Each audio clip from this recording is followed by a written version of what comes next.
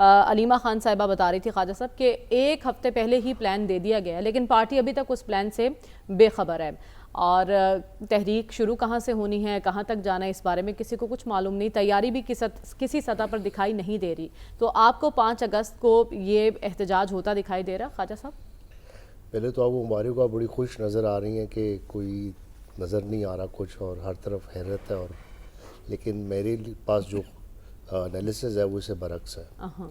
ذرا مجھے اجازت دیجیے گا کیونکہ اس وقت میڈیا نے نا ایک ایسی کنفیوژن والا پکچر کریٹ کی ہے قاسم اور سلمان پہ کہ ایز اے تھنک ٹینکر آپ کے اتنے پریشس پروگرام کا حصہ ہونے کی وجہ سے میرا فرض بنتا ہے کہ ایک سمت ہوں. اب ڈاکٹر عسکری صاحب نے نہایت وہ بات کی جو as a student of political science میرے دل سے بہت اٹیچ تھی کہ ایک سٹیزن جو ہوتا ہے، جو ایک فرد جو ہوتا ہے وہ اپنی ریاست سے اٹیچڈ ہوتا ہے. یہی ہم نے سنا تھا، اور یہی بیسکلی دنیا میں جو ریاستیں کامیاب ہوتی ہیں وہ ہوتی ہیں جن کے لوگ اپنی ریاست کے امبریلا کو خود اپنی ماں سمجھتے ہیں اور وہ ایک ڈائریکشن میں، ریاست کی ڈائریکشن میں کام کرتے ہیں. اب میں آپ کو ذرا مجھے اجازت دیجیے گا، میں آپ کو صرف کلیئرلی بتا دوں کہ اس وقت پاکستان میں 2 پاور سینٹرز ہیں. جب آپ اس کو سمجھ لیں گے تو تحریک بھی سمجھ آ جائے گی اور پی ٹی آئی بھی سمجھ آ جائے گی، سلمان اور قاسم کا کنٹریبیوشن بھی نظر آ جائے گا. پہلی پاور سینٹر ہے جی 5 اسٹار اسٹیبلشمنٹ. یہ پریزیڈنٹ ٹرمپ نے اس کو سیل کر دیا جب انہوں نے فیلڈ مارشل صاحب کو لنچ دیا اور ان کو آنر کیا. یہ ان کے لیے بھی آنر کی بات تھی، پاکستان آرمی کے لیے بھی آنر کی بات تھی. تو وہ ایک power centre, civil power centre ہے. نمبر 2 پاور سینٹر ہے جسے میں نے ایک اصطلاح دی ہے north star power centre. North star کا مطلب ہوتا ہے گائیڈنگ لائٹ، ایک رہنما جو لائٹ دیتا ہے چیلنجز کو فائٹ کرنے کے لیے. وہ ہے اس وقت عمران خان. عوام کی اکثریت، یہ اچھا لگے، میں کوئی پولیٹیکل بات نہیں کر رہا، میں ایک انالیسس دے رہا ہوں، وہ اس کے پیچھے ہے اور وہ اس کو اپنا رہنما سمجھتی ہے. تو پھر 5 اگست کو اس کا مطلب کہ بہت بڑی تعداد میں لوگ نکلیں گے اگر عوام کی اکثریت ان کے ساتھ ہے. میں آپ کو بتاتا ہوں، اتنا جلدی نہ کریں، یہ ایک ایولیوشنری پروسیس ہے. ان دونوں پاورز کے درمیان میں اس وقت کانفلکٹ ہے جس کی وجہ سے ریاست کو چیلنج ہے، جس کی وجہ سے اسٹیبلشمنٹ بھی پریشان ہے اور پی ٹی آئی بھی پریشان ہے. اسٹیبلشمنٹ کو آگے بات کرنے کے لیے ان کو ایک ہائبرڈ سسٹم بنانا پڑا جس کی اپروول اور جس کی جو سگنیچر کر دی ہے اس پہ ہمارے ڈیفنس منسٹر نے کر دی ہے. اب پہلے تو ایک چھوٹی موٹی سٹیل کی عمارت ہوتی تھی ہماری ریاست کی، اب ہے کاغذ اور موم کی. ایگزیکٹو، لیجسلیچر، عدلیہ اور آپ کا میڈیا ایک ویک سسٹم ریپرزینٹ کر رہا ہے. اور دوسری طرف سے ان کا کیا حال ہے، پی ٹی آئی کا منقسم ہے. کوئی مفاہمت کی بات کر رہا ہے، کوئی ڈر گیا ہے، کوئی خوفزدہ ہے، کوئی پریشر میں آ گیا ہے، کوئی تحریک کی بات کر رہا ہے. لیکن جو ان کا پاور سینٹر ہے اس کا نیریٹو بھی مضبوط ہے اور اس کی 2 سال کی جیل وداؤٹ اے سرنڈر، یہ ہے اصل بات. پہلے نواز شریف نے جیل کاٹی، زرداری نے جیل کاٹی، سرنڈر کر کے ڈیل کر کے اسٹیبلشمنٹ کے تابع ہو کے ان کی بات مان دی اور حکومت میں آ گئے. عمران خان کی جیل نے پاور ڈائنامک چینج کیا، ایک سول اتھارٹی وہ بن گئی اور یہ بن گئی. اب آ جائیں آپ ان کے اوپر قاسم اور سلمان پہ. بالکل، میں بھی یہ جاننا چاہتی ہوں، وقت کم ہے ہمارے پاس. لاسٹلی یہ بتا دیجئے کہ قاسم اور سلیمان کی آمد سے پارٹی کے اندر بھی کوئی ہلچل ہے؟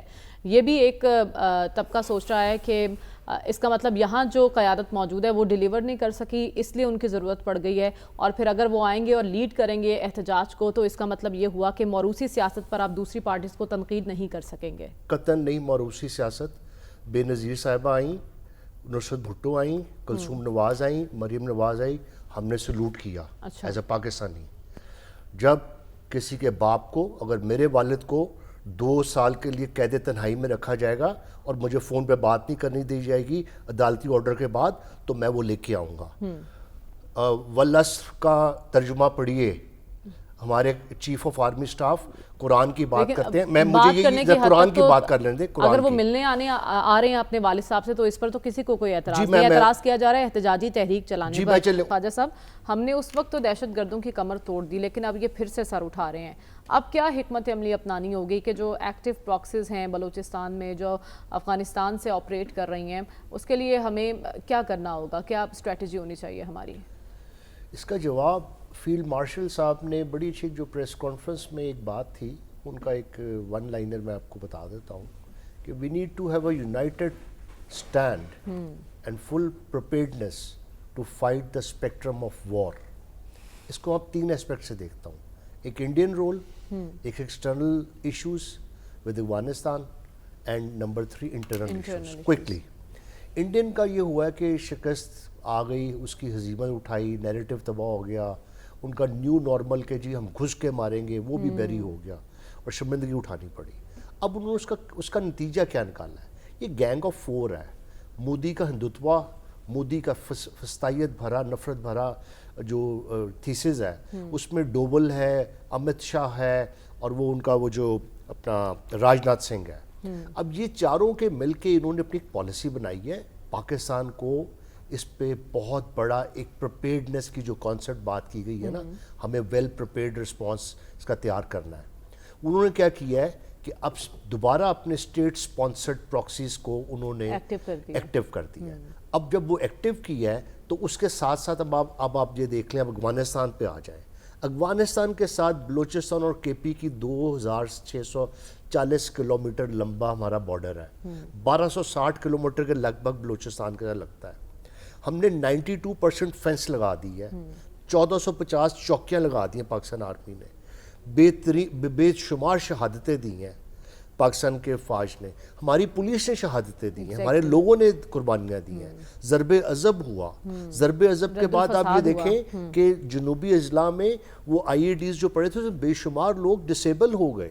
ٹھیک ہے جی. اب اس پوری سچویشن یہ ہو رہی ہے اس وقت, کوئی کہتا ہے وہ خوارج جو ہیں یا جو فتنۃ الہندوستان ہے وہ یہ کر رہے ہیں کہ کوئی 6000 کا نمبر بتا رہا ہے, کوئی 10,000 کا نمبر بتا رہا ہے.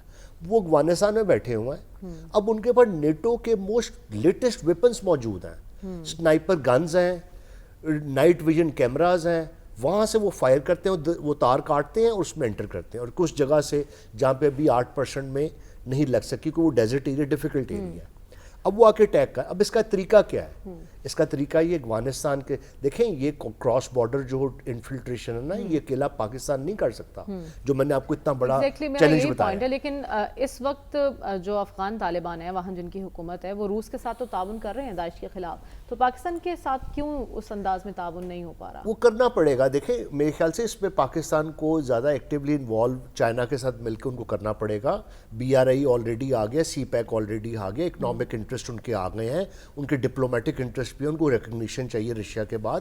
اور اگلا سٹیپ میں آپ کو بتا رہا ہوں, کراس بارڈر مانیٹرنگ اور سرویلنس اور پیٹرولنگ جو ہے نا وہ دونوں ملک مل کے کر سکتے ہیں, وہ اکیلا پاکستان نہیں کر. نمبر 2, ان کو غیر مسلح کرنا ہے وہاں کے ٹیررسٹوں کو.